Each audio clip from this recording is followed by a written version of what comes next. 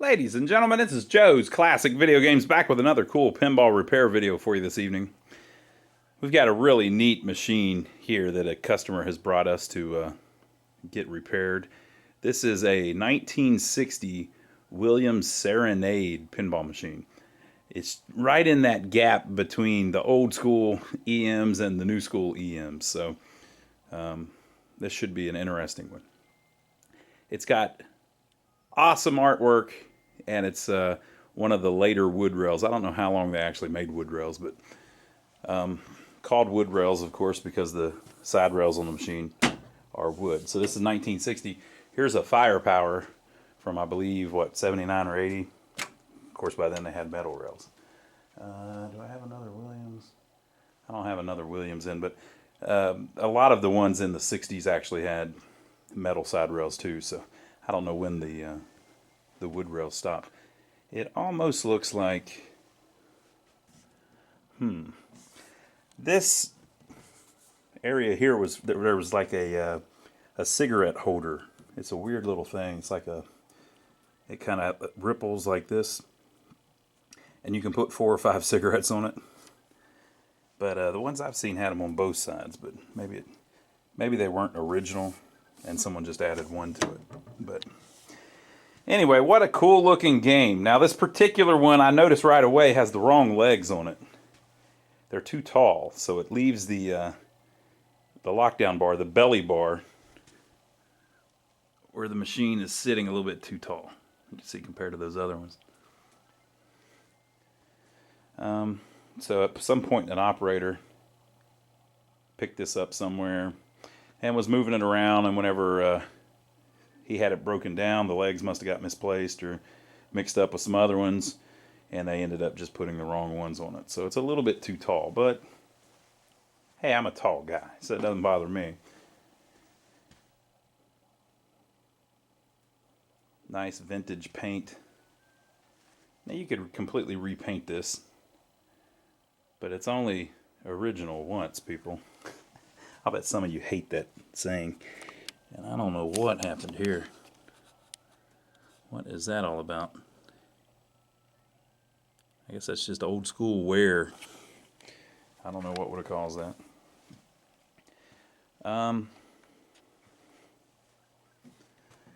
It's got a very nice apron. The apron looks great. Lockdown bar looks pretty good. It's scratched and has paint on it and stuff, but yeah. I believe this gentleman, I'll check to make sure. I'm sure he's watching this, but I think he said he didn't bring the glass because he didn't want to break it, but of course we have the Backglass. So I'll check with Joe just to make sure, but I don't think we have the glass, the Playfield glass. And it's probably a different size than the more modern ones, but we'll check into that too. The actual Playfield, which is pretty common for this era, is in great shape. Now it's dirty. You might even say it's filthy. But that'll clean up a little bit. And the artwork appears to be completely intact. So let's see what this thing's about. Okay, we got 2 girls here, one playing a guitar and the other one playing a squeeze box, and they've both got a couple knives. I don't know, that might just be for the kickers, but there's some double when lit chests there. The girls are very pretty, of course. They look like they could even be sisters. And they're both pirates, I guess. So this one's got a skull and crossbones on her hat, and this one's got the pirate scarf on, or whatever. Look at her sleeves. They're cut off sleeves, like some scoundrel on a pirate ship might have, where he cut off those long sleeves. And then there's a ship out here in the background. I always loved how they did like the waves and stuff. Look how easily they did that. Just a few colors thrown together and makes it look really good. And another one there. It has apparently gobble holes. Look at that. The ball falls down in there and disappears. Awesome. So that is not a kick out. The ball falls in there and goes back down to the drain. Some people hate those because it's another way to lose the ball. And then up here, there is a kick out hole. That probably is missing a piece. Maybe not. I haven't worked on one this old in a while. So the ball falls down in there. But usually there's like a plastic piece. That may just be on the gauntlet though. But I'll check into that. There may be a piece missing underneath. I guess the ball couldn't really fall into the cabinet, but we'll figure it out. Okay, and so you got a couple characters on a ship up here with the moon looking down at them. Look at the light shining on the sea, reflecting on the sea. Cool, cool, cool. What have we here?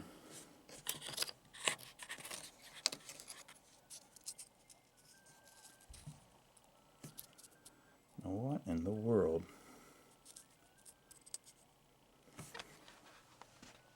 Let's go under one of the legs or something.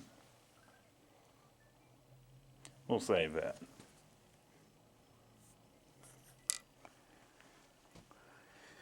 Okay, and so we've got plastics here. The plastics are in pretty rough shape. 1 point. That looks pretty burnt up. Another pirate. Another pirate. 3 pop bumpers in the center. Another pirate. A matching pirate. A dagger.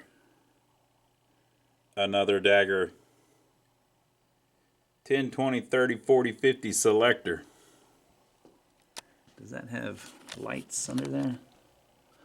Looks like it may. Looks like there's individual lights that are probably going to light up each one of those. That's pretty cool. It'll be interesting to see how that even works. So yeah, cool art. 1 point change selection. 1 point and change selection. And it has the small flippers. Now a lot of people see those and they freak out. Oh God, it's the 2-inch flippers. Look, people, it's gonna be all right. Okay, it ain't gonna be that big of a deal. We're gonna get it where they're strong enough. Now look how this playfield is set up. Okay, there is no shot all the way to the top of the playfield. So if you had 3-inch flippers, you would just hit those pop bumpers a little faster. Right? If the flipper can get the ball from here to there, that's all the strength you need on it, people. These were designed a little different back then. Now the games have all this flow in them and tons of fanned out shots. But back then it wasn't really like that. You were aiming towards certain targets, and the ball, you know, you can't make it. There's no shot past the pop bumpers. Deal with it, people. You'll be all right. You'll be all right. You might accidentally have fun. Okay, and then here's the Backglass. It's in pretty good shape. There's a couple little spots, you know, up here and stuff. But let's see what we're looking at here. So there's a ship, 2 ships, 3 ships, 4 ships. I see 4 ships. That's right. Behind all those women, there are 4 ships.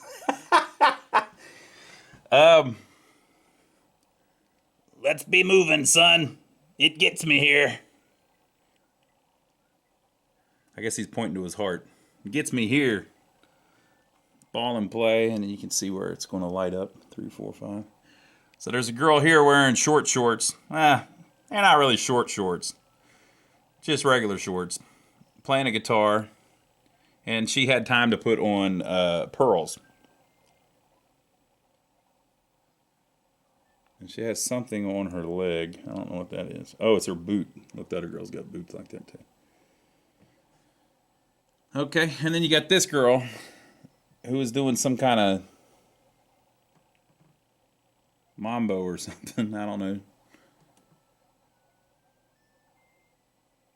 Boy, this artist, he really knew what he was doing, didn't he? He had certain classes in school he excelled at. I can't get into it, people. I'll get kicked off YouTube. You know what I'm talking about. This girl kind of has that Patsy Cline sneer on her face. Go look it up. You'll see what I'm talking about. A lot of attitude. Very well drawn.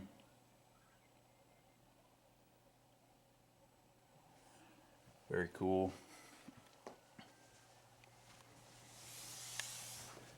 And then you got a cat or something over here. He says, say CC. You got this girl.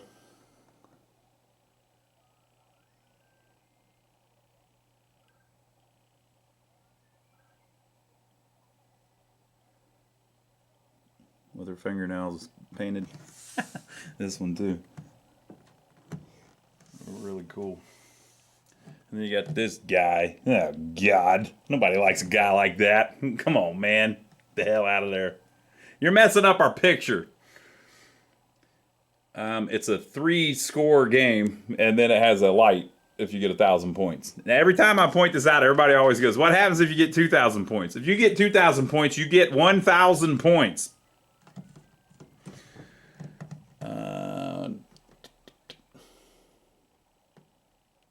I don't know what that is. Oh, it's a falling star. Look, they labeled it for me. It's a falling star. 1 or 2 can play. It's more fun to compete. This thing's got a really cool freaking theme to it, doesn't it? I like it. So, pretty cool. All right, so let me take the lockdown bar off, and then I'll lift up the playfield, and let's see what the bottom of the cabinet looks like and what the bottom of the playfield looks like. So the lockdown bar on these old ones just has these long bolts with wing nuts that go way down through it. So you reach in and take the wing nuts loose to take it off. And then you can slide the glass out, but we don't have that with us. Here is the trough. These are the old ones where you actually have a manual ball lift. You press this little button and it pushes the ball up into the shooter lane. I think there's probably supposed to be more balls. Okay, now I mentioned in a previous video, or in an email to somebody actually, someone was asking me about the kick switch. So on the bottom of one of our games there was a switch on that bottom board, and he was asking what that goes to, and I was telling him it was the kick switch. And so back in the day, the way you turned these things off was you kicked the bottom of the machine. Now, not crazy, you're not trying to break it or anything, but they would walk by and kick the bottom of it to turn the machine off at the end of the night. That's just how they were designed, people. And then you would turn on the power by hitting the left flipper button. So read this label here. Advise location that tapping bottom of cabinet will turn game off completely. That's how they were made. Cool. Okay, so it's a little dirty, but no big deal. Score motor here, you know, just like in all the other ones we've messed with. There's a big relay bank here, but it's kind of strange. There's a cover on all of the switches. I've never seen that. But they've got all the switches covered with a metal plate. I don't know why they would do that. Maybe to just keep trying to keep things from falling into the switches. Maybe. I guess that technically would be more of a relay bank because it's reset by one coil. This is just a arrangement of relays that don't really have anything to do with each other. They're just next to each other on the mech board. And then some more over here. Transformer back there, a couple Jones plugs like usual. So pretty standard fare stuff. We have a couple stepper units that actually look pretty clean to me. Look at that. Not that bad. We'll clean them up anyway, but this one says selection unit on it. So that probably has to do with that 1, 2, 3, 4, 5 thing that we saw in the middle, which would be those 5 light bulbs right there. 1, 2, 3, 4, 5. And this is the gobble hole thing I was talking about. Now, I don't believe that the Williams ones were called gobble holes. I'm not so sure about that. But they fall down in there, and then they roll all the way down, and then they drop back into this trough, and it can tell what happened with some switches and stuff. Some more relays. Kick out hole, and wouldn't you know it, look, there's a piece of plastic broke, just like I thought. That was an easy one, though, people. That was an easy one. Okay, 3 pop bumpers, switches all over the place. Pop bumper relays. Now look what this says. Number 1 bumper relay, number 2 bumper relay. Another thing someone was asking me is, should both of the pop bumpers fire at the same time? In a lot of the games, yeah, they do on the EMs, because to make all 3 of them fire separately, so like if the ball hits this one, only this one fires, it has to have its own relay.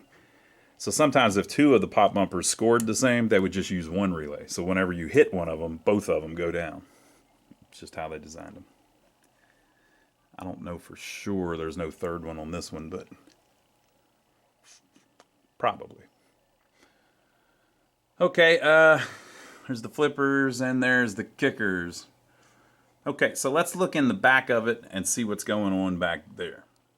So here is the back. Big old wood door.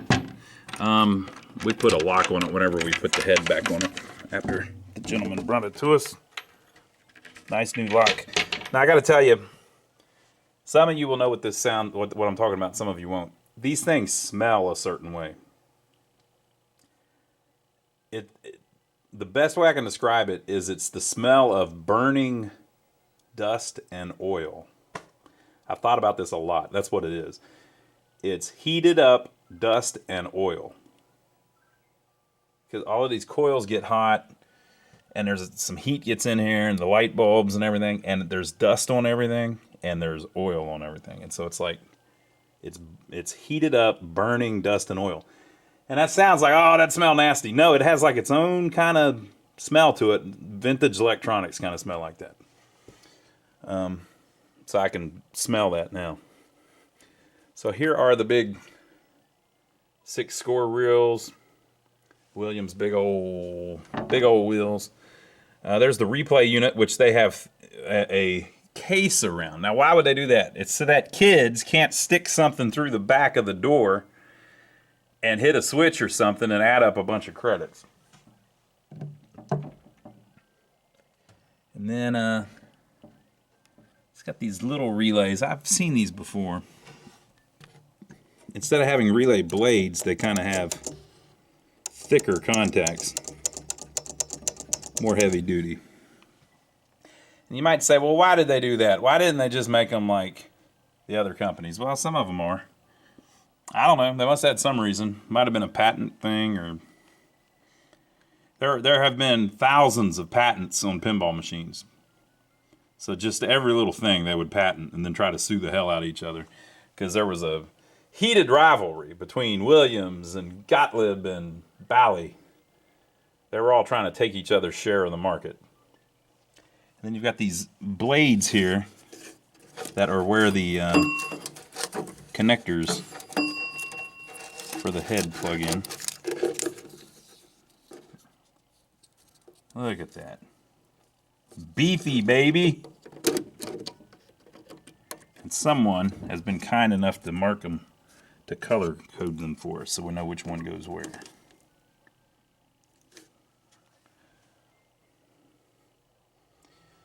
Right? So we've got our ball count unit, stepper unit here. And then over here we have our match unit. Sometimes they use the match unit for other things, so it may, like, if they need some kind of random thing happening on the playfield, sometimes it goes on that. First player relay, second player relay, number of balls, 3 or 5. He has it set on 5. The number match is on or off, so at the end of the game, a number lights up, and if your last digit matches that number, you win a free game.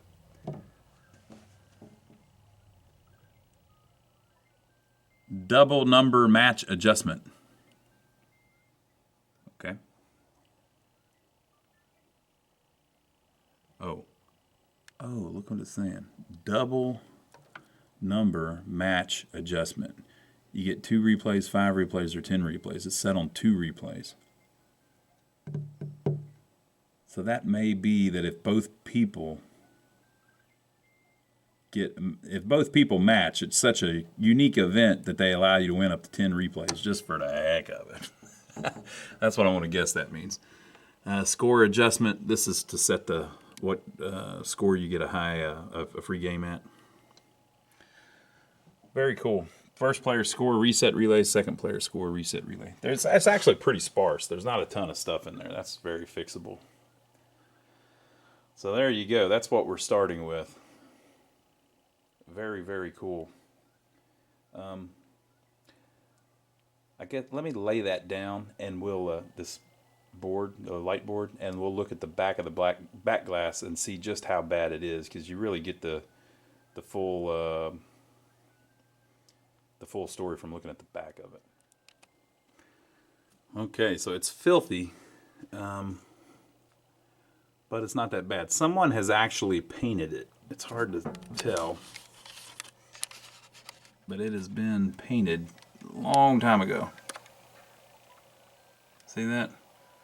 So someone has shellacked it or something like that, likely to keep it from flaking, and it seems like it's worked.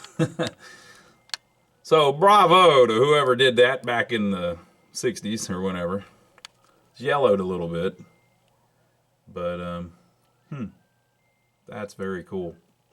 I'd never seen one somebody had done that to, but somebody way back in the day was thinking. Crazy. It's like a little time capsule here. Okay, so here is the coin box. It's got a bunch of stuff in it. So at some point a cam lock has been bought, but it wasn't put on, so they must have figured out that it wouldn't fit something. There is a pop bumper, but this is from a newer game. This is that's the standard pop bumper coil. This would probably fit all kinds of stuff. As a matter of fact, most of that's new, actually, or pretty new. So I think maybe they had that swapped on at some point, or they were going to swap it on, but we ain't gonna do that. We're gonna rebuild the ones that are on there. Some extra rubber rings. The problem with saving rubber rings is that they dry out, so you can't really keep them too long. They get all dirty and you can't really save them. This is usually something to do with like the coin where the quarters go in. Aha! Look what I found. It only holds 2 cigarettes. I thought it held more than that. So that's the thing that would have been on the Woodrail. Matter of fact, let's go, I mean, I know why he took it off. He probably doesn't smoke. But he won't mind if we put it back on for a minute. So you'd have it like that. And then while you're waiting, all right, Charlie, I get next. You put your cigarette up there. I don't know how the hell that works. I never smoked. So I don't know. I mean, what in the hell were they doing? So I guess they put the cigarette like this, or like this, so the ashes fall on the floor and catch the building on fire. Or they fall on the glass and catch the wood rail on fire. I don't get it. I mean, I don't. I guess you're playing, so you need your hands. So you lay the cigarette right there while you play the freaking game. I mean, back then a lot of people smoked, so I guess it made sense. They actually make reproductions of these because some people, it really makes the thing authentic and look period correct, So some people want these, but they make brand new ones that are chrome. Which is probably how it looked when it was new. I'm sure that was chrome. So that's pretty cool. All right. There's a little cheap screwdriver. We've all got some of these, don't we? A little square nut for something. Aha! It's the rest of that plastic thing in the back I was talking about, I think. Uh-huh. Did you ever read the Sherlock Holmes books? He said that if you found one clue, you could figure out, if you were good enough, you could figure out everything that had ever happened just from that one clue. So if you were good enough, you could say, look at that. That looks like the plastic piece off of a kick-out hole. There must have been a fight here.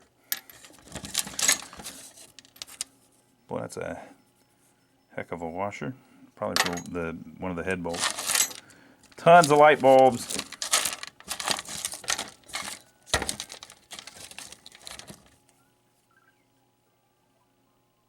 What in the world? It's like, almost looks like it was designed frosted. Or maybe it's been painted.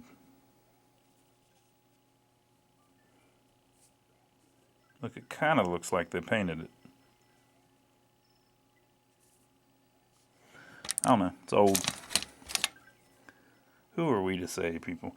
If your pinball starts getting rust and stuff like that on it, see how it's all over the surface of it? Don't use it. It'll eat up your paint. It'll scratch it. Every time it rolls over to Playfield, it'll scratch something up.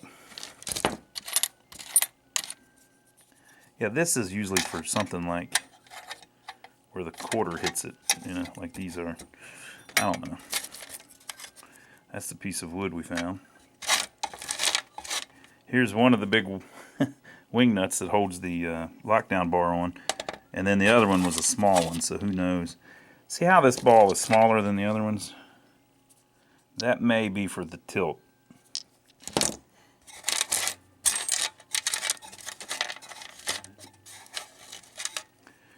There's the other wing nut. They're both the same thread, they're just one's huge, one's small. Okay, and then the best thing. Oh, there is an address label here. I'm not going to show you the address, but there's an address label from Bluefield, West Virginia.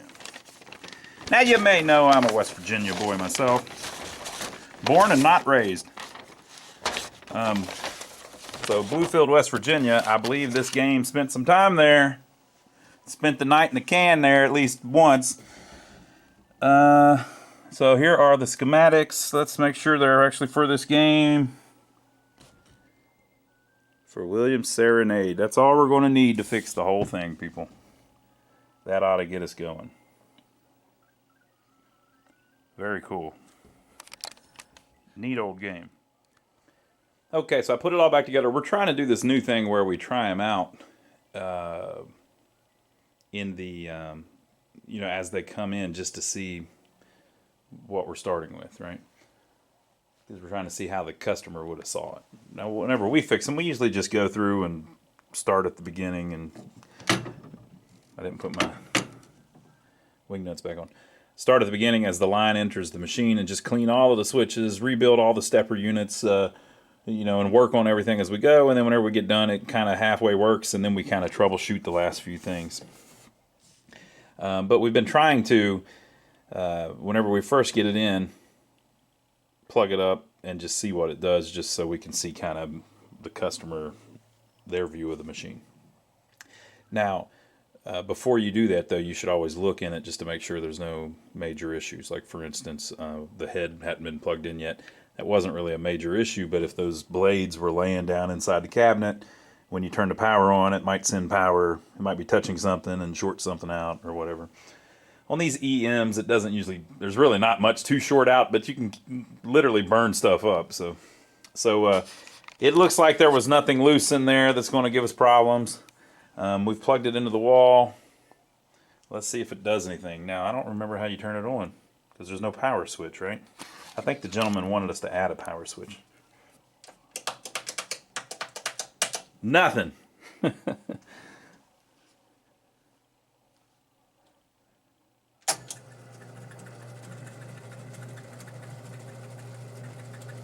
She ain't doing much, but she's humming. So that's probably the score motor in there turning around. Boy, it's quiet compared to a lot of them.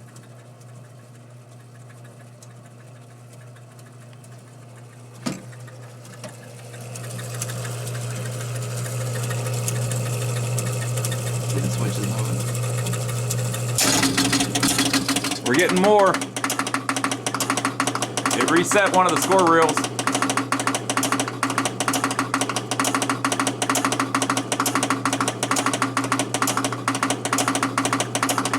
Right, so there's no power switch, so I'm gonna do it the way it's supposed to be done. Oh God.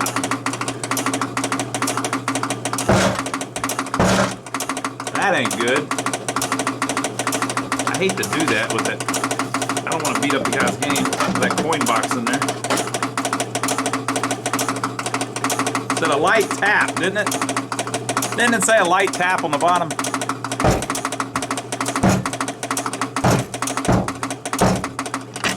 Well, that was fake news. Okay, so here's the notes from when the gentleman dropped it off. Williams Serenade. 1, the score reels keep resetting and the tilt relay triggers at startup. So, you know, it's kind of stuck in startup mode. 2, the large bell relay needs installed, needs a holder. All right. 3, on and off switch and set to free play. And 4, print a game card for it.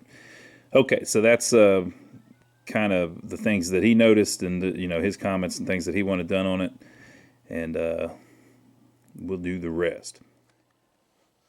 Okay, folks, so that's what we're starting with. We'll do it just like we do our other ones. We'll clean through the bottom, get all the relays doing what they should, get all the stepper units doing what they should, and slowly she'll come back. And then we'll do probably do a little bit of cosmetic stuff on the Playfield, other than the flipper, obviously. Needs replaced. If I don't fall off that. It won't actually come all the way off. It just tilts whenever you lean on it if you don't have the wing nuts on it.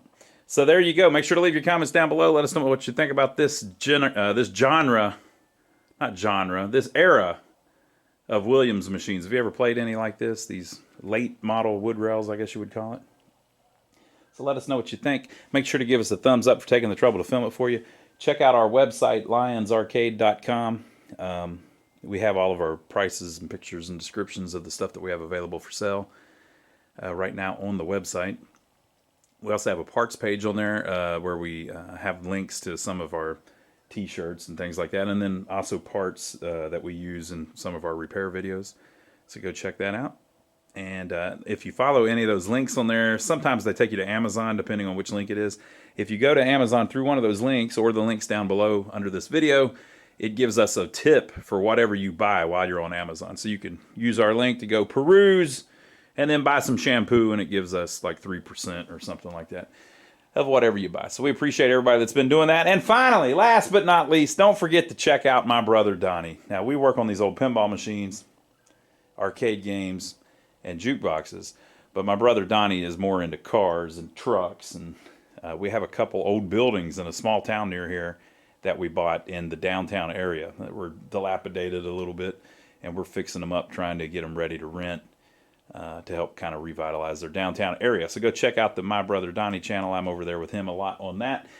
Join us next time, and we will start tearing into this Serenade and see what we can fix as we go through it, and see if we can get a nice, reliable game out of it for this gentleman, and give him years of fun with it, hopefully. So this will be a little series that we do. I kind of like breaking it up into several videos because I'm obviously long-winded. What's the word for it? Loquacious. I'm loquacious. But also because some girls don't like boys like me, but some girls do. You know that song. Some people like that, and some people don't. If you don't like it, don't watch my channel. How about that, right? But to the people that do like it, I like trying to do like long form ones if it's a kind of era of machine that we haven't done before. So since this is a 1960 Williams, if somebody's watching this that maybe has one from, you know, I don't know where the break would be, but maybe 56 to 63 or 64, they're probably all very similar. Maybe they could watch all of these videos and have a nice long playlist of every little thing on them.